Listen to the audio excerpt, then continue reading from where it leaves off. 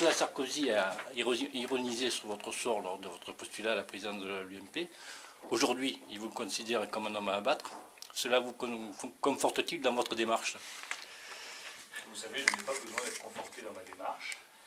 J'ai une détermination totale à porter un changement complet de la vie politique française. Je pense que les Françaises et les Français en ont ras-le-bol d'avoir toujours les mêmes têtes. Ça fait des années qu'on leur propose la même offre politique. Eh bien, moi, je veux leur offrir, pour la primaire des 20 et 27 novembre prochains, qui, je rappelle, est ouverte à tous, sans condition d'appartenance à un parti, tout le monde peut voter. Je veux leur offrir quelque chose de neuf en politique. Je veux leur offrir la possibilité de renouveler leur classe politique, avec des décisions fortes sur le non-cumul des mandats, sur le non-cumul dans le temps, pas plus de 3 mandats pour les députés ou pour les sénateurs, sur la réduction du nombre de députés qui me paraît indispensable, 400 députés au lieu de 577 aujourd'hui, sur la réduction du nombre de sénateurs, et sur l'obligation de démission de la fonction publique pour tous les hauts fonctionnaires. Pour l'instant, vous n'avez qu'un seul soutien en Haute-Savoie, c'est Cyril Pellevat. C'est pas un peu léger dans un berceau de la droite comme la Haute-Savoie? Ça ne me paraît pas léger, d'abord parce que Cyril Pellevat est un garçon de très grande qualité, qui, je crois, a un bel avenir politique devant lui, parce qu'il incarne justement ce renouveau politique auquel on aspire.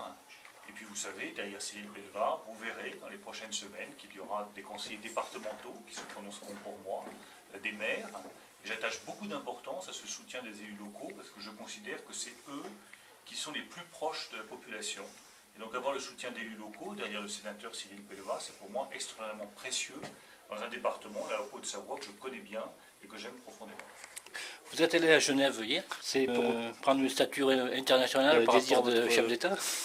Je crois que les questions internationales seront très importantes pour le futur chef de l'État. Aujourd'hui, vous avez des menaces à l'extérieur de nos frontières qui sont sans précédent. Je pense en particulier à la menace terroriste, je pense à la menace islamiste, je pense à la déstabilisation de tout le Moyen-Orient, avec la situation en Syrie, avec la situation en Libye, qui est aussi extraordinairement préoccupante.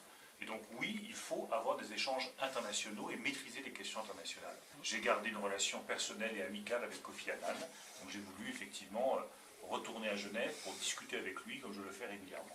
Que pensez-vous de l'attitude de Bernard Accoyer qui apporte carrément son soutien à François Fillon? Vous n'avez pas l'impression que ça va encore plus diviser les élus savoyards plutôt que de les rassembler?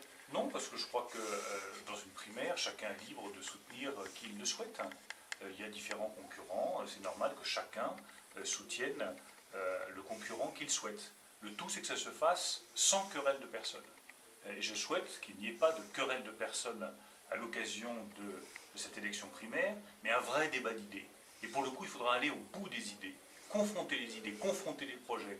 Parce que dans le fond, la droite, depuis 30 ans, n'assume pas ses idées, n'assume pas ses convictions, et surtout elle met toujours la poussière sous le tapis, en disant voilà, il faut absolument qu'on soit unis et rassemblés, donc on ne parle pas des idées. Mais si, débattons, confrontons les idées, et c'est comme ça qu'on aura au bout du compte, je l'espère, le meilleur candidat et le meilleur projet.